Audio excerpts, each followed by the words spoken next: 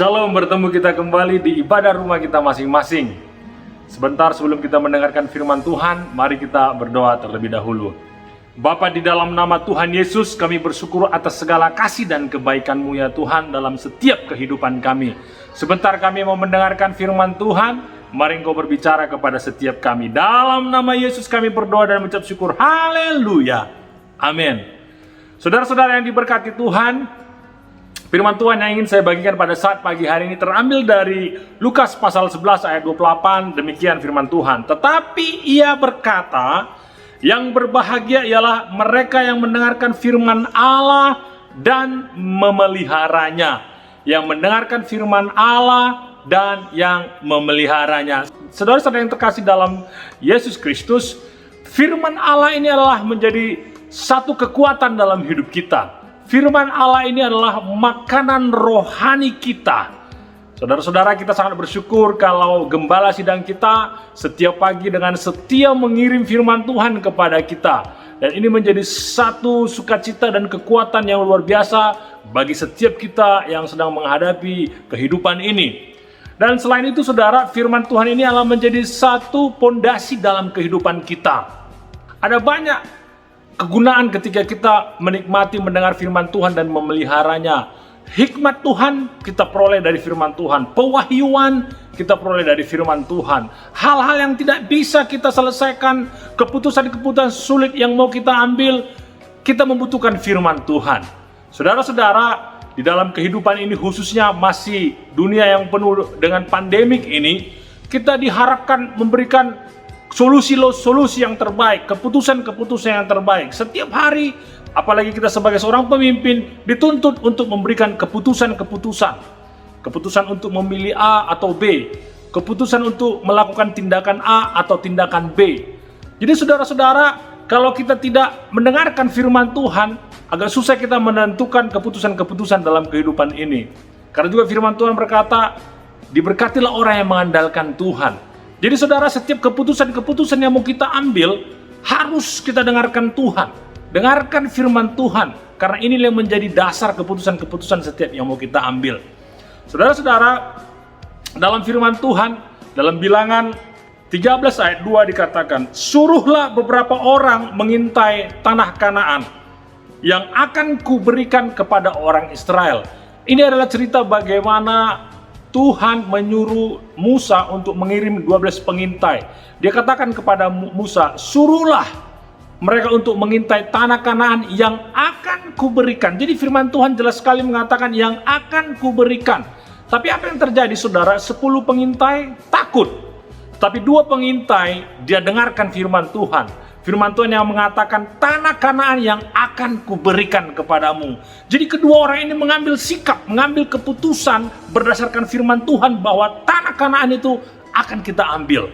Dan apa yang terjadi saudara? Bangsa Israel dan kedua orang ini memasuki tanah perjanjian itu. Saudara, contoh yang kedua saya mau bagikan yaitu Rasul Petrus. Ketika Petrus dalam Matius 14 ayat 29, ini adalah cerita bagaimana Yesus berjalan di atas air dan ke-12 murid yang di dalam perahu ketakutan melihat seolah-olah Yesus itu adalah hantu. Saking ketakutannya, Yesus berkata, ini aku bukan hantu, aku Tuhan. Lalu Rasul Petrus berkata, kalau memang engkau Tuhan, perintahkan aku datang. Lalu Yesus berkata, datanglah. Sehingga Petrus saudara berjalan di atas laut, berjalan di atas firman Tuhan.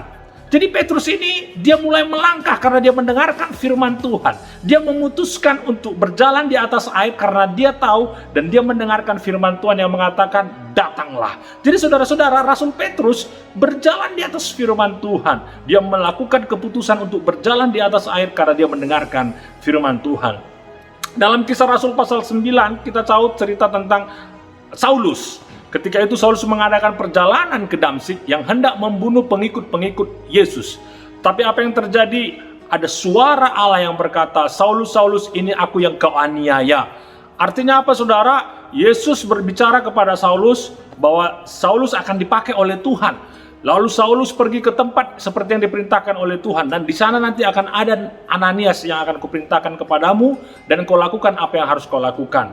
Lalu Tuhan juga berbicara kepada Ananias. Ananias ada di sana, di daerah sana ada seorang rasul, di sana ada Saulus yang hendak menanti engkau, dan di sana ada penglihatan yang mengatakan bahwa engkau menumpangkan tangan kepada Saulus. Lalu Ananias berkata, Tuhan, dia ini adalah orang yang menganiaya engkau, aku takut. Tapi Tuhan berkata, aku akan memakai dia. Aku akan membawa dia kepada aniaya yang lebih parah dia lakukan kepadaku.